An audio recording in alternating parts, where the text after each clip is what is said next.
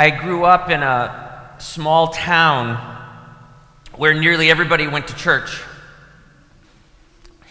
It was a rather religious town. Some of the local churches kind of controlled everything that happened in that small town. And I was at a small Anglican church, which to a lot of people in that town, it was okay that there was a place for us to go, but it was kind of treated as the ugly stepsister of churches. It wasn't like the others, we were a little bit different, and we were a little too close to Catholic. And I would have friends at school who would occasionally say things about my church that clearly came from overhearing things their parents were talking about. One of the critiques was that in our church, they would say to me, my friends would say, oh, well, in our church, we only use the Bible, but you guys in your other church, you have this other book that you use. They were talking about a prayer book. And I have to say, I kind of sympathized with them, because I did sort of find that sometimes people in my church, they knew the prayer book a little better than they knew the Bible. And what I didn't tell my friends was that we actually would talk about 3 books that were necessary for worship: the Bible, the prayer book, and the hymnal. And I was a little bit on the side of my friends who would criticize us, because I figured if we're going to rank these 3 books, the Bible is clearly the most important. But of course, as I got older and maybe a little more mature, I actually realized how much theology are contained within the prayer book and our hymnal. Case in point, today's epistle reading comes from 1 Colossians, and it's probably one of the most well-known and doctrine-rich passages in the New Testament.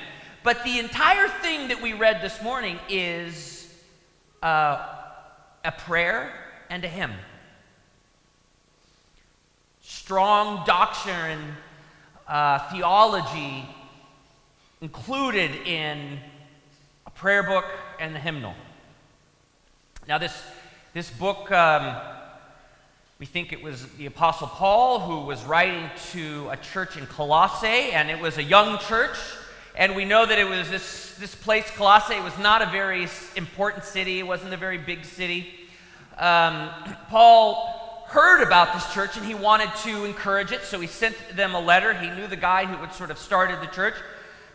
But I think we can deduce that he also heard that this church was struggling with some bad teaching. And he wanted to send this letter to maybe set them straight and to discourage the bad teaching. And we don't really know what the bad teaching was in Colossae. But there's a few clues that we can get from some of the things that are mentioned in this letter. And one of them is that we think that there may have been some sort of teaching that was strongly differentiating between the spiritual and the temporal.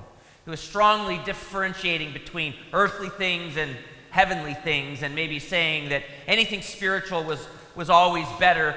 And it's possible that there was some sort of a teaching going on there that was recognizing that salvation came through Jesus, but there was this other step, this hyper-spiritual step, this super-spiritual step, that was something more, and it was more spiritual and better, and people needed both of these things. And so this is what Paul is addressing in this letter to the Colossians. And this entire introduction of this letter is made up of some greetings, a prayer, and a hymn. And this morning in our reading, we heard read the prayer and the hymn. And I don't think I can overstate the richness of what's contained in this prayer and this hymn. There's a lot of great teaching in the rest of this book. There's a lot of great teaching in Paul's other letters. But what is contained here in this one prayer, in this hymn, is so rich and comprehensive regarding our faith. He starts out, the prayer is talking about the people in Colossians, and he's praying for them, he's encouraging them, that God would strengthen them, give them endurance and patience. And then he says three things about them in his prayer. He says three things about them, the church, the people in the church in Colossae. He says, first of all, they've been qualified for inheritance.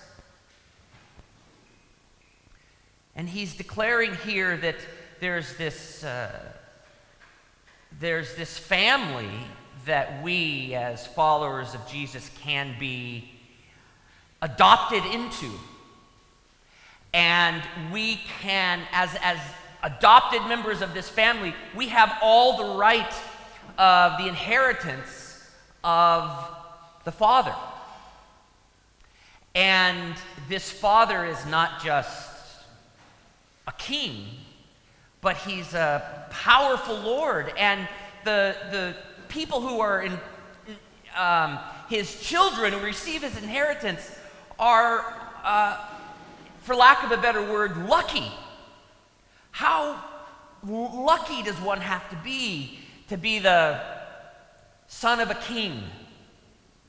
And he's saying that you people in this church in Colossia, in the Colossian church, you are qualified for inheritance. Means you've got it.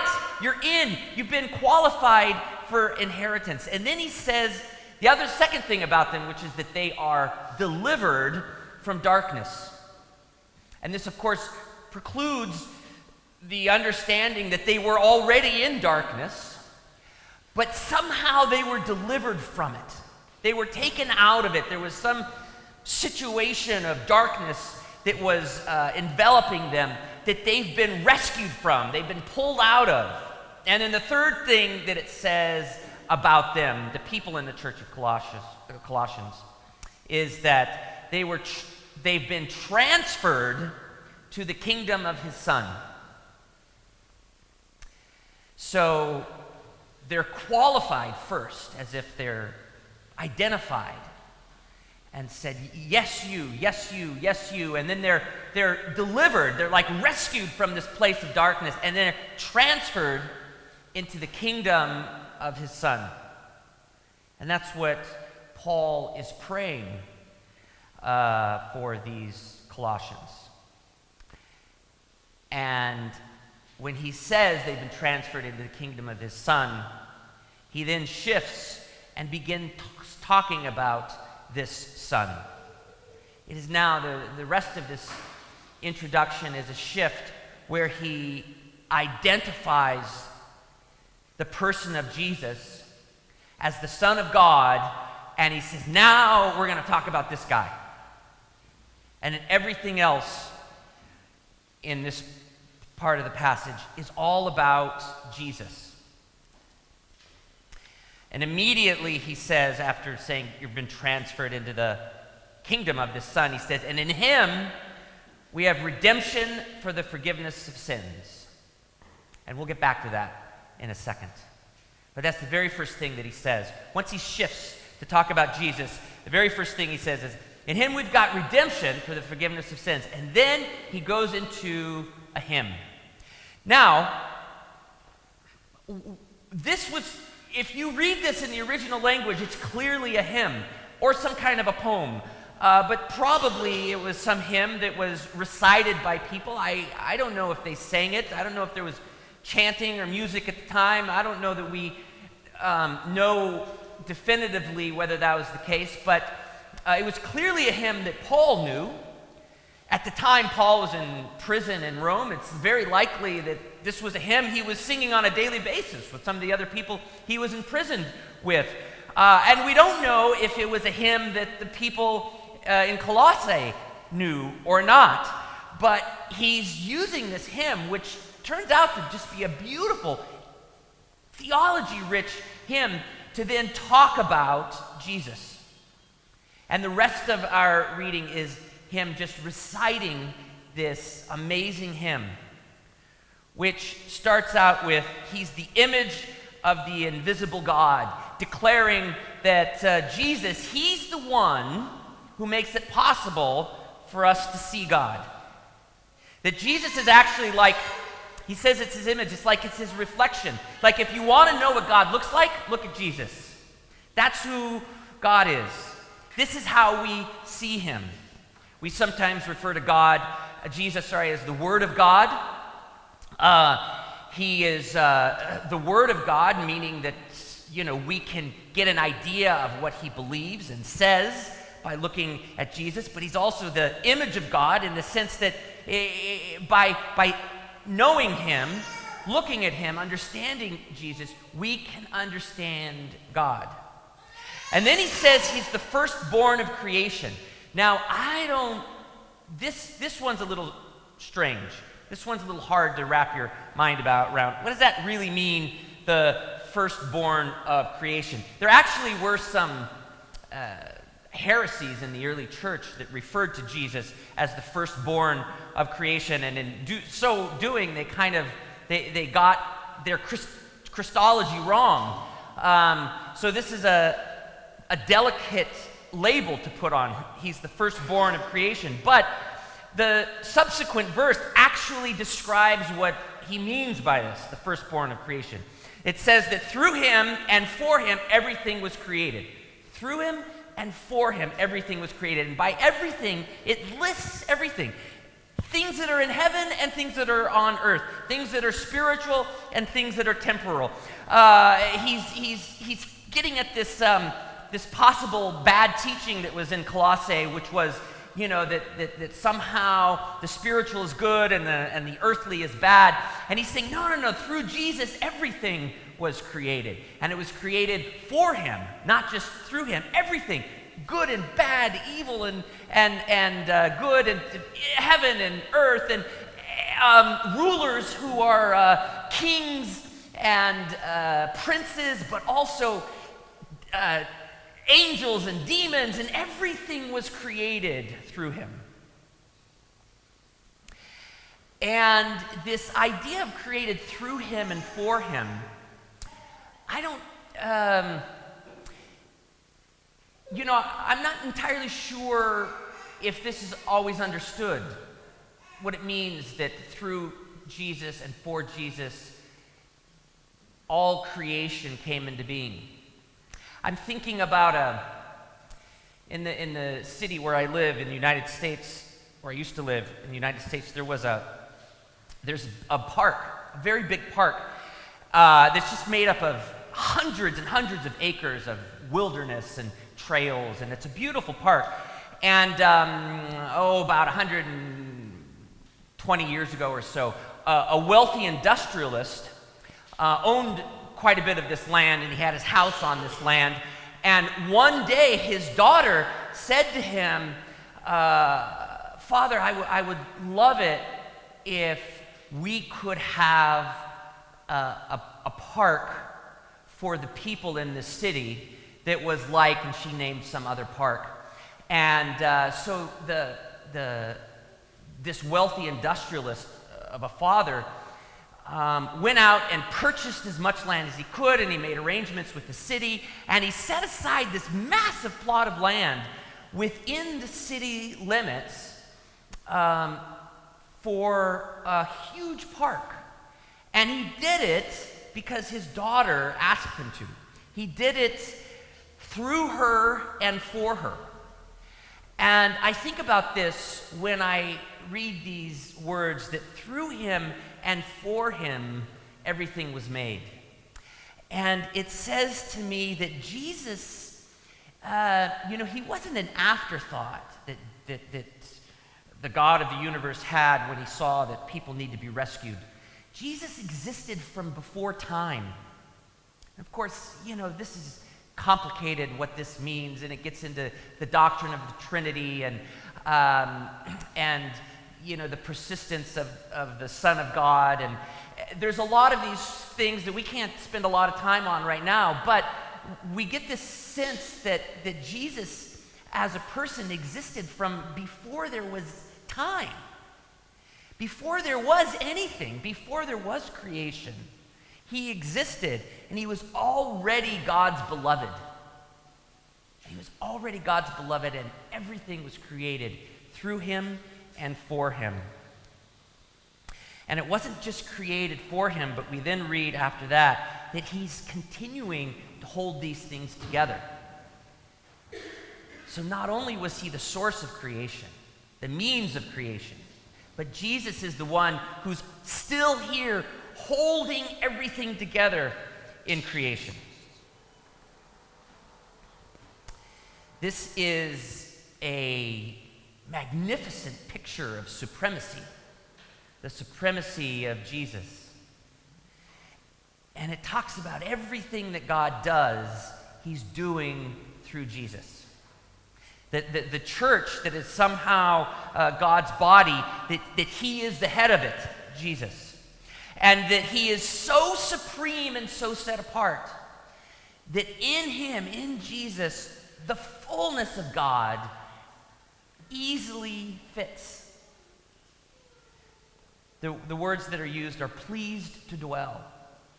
But so set apart and so supreme is Jesus that within him fits easily all of the fullness of God. And then finally, this hymn ends in what all this supremacy was for. And it says that he reconciled all things to himself. Everything that he was supreme over.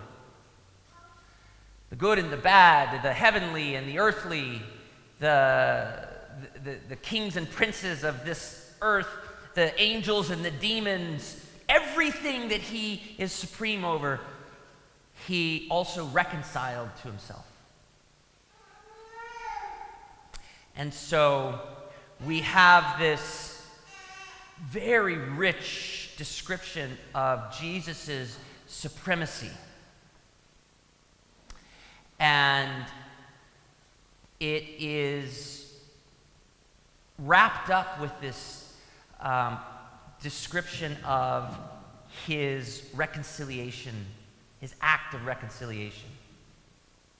And you remember at the very beginning, right when he started talking about Jesus, right before he started recalling the hymn, he talked about redemption,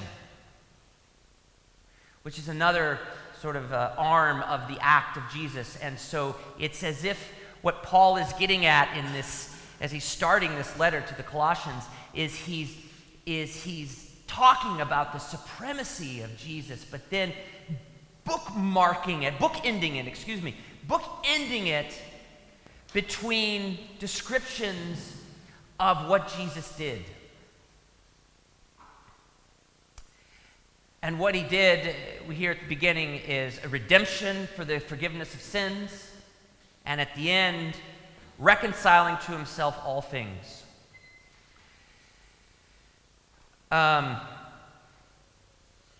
This word redemption, it is sometimes in the Bible it's translated as ransomed. Some older translations use ransomed. Some of our hymns use the word ransomed.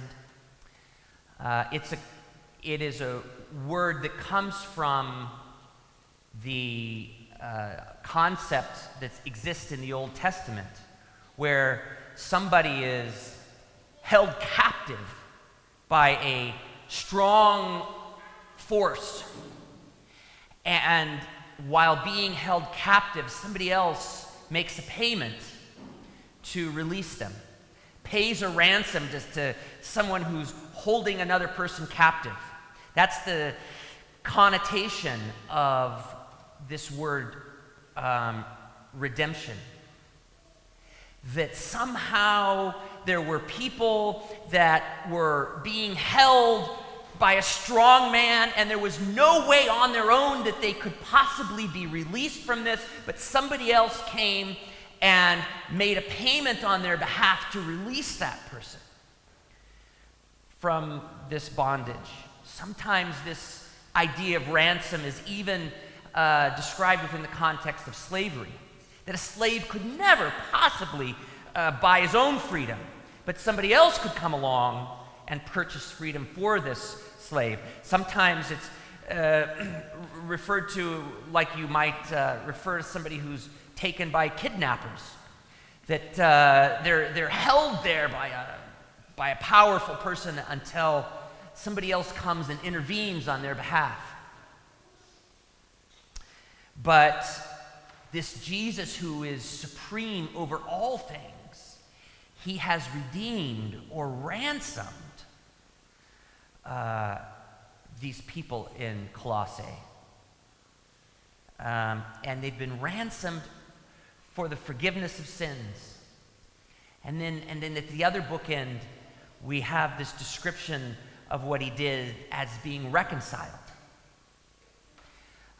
He's reconciled himself, all things to himself. And the interesting thing in the New Testament, whenever this term reconcile is used with regard to God, God is never spoken of as being reconciled to creation or being reconciled to people, but rather it's spoken of that the earth is reconciled to him, or people are reconciled to him. So he's the one doing the thing. He's the one doing the reconciling, and the connotation on the reconciliation is that there's this relationship that's broken.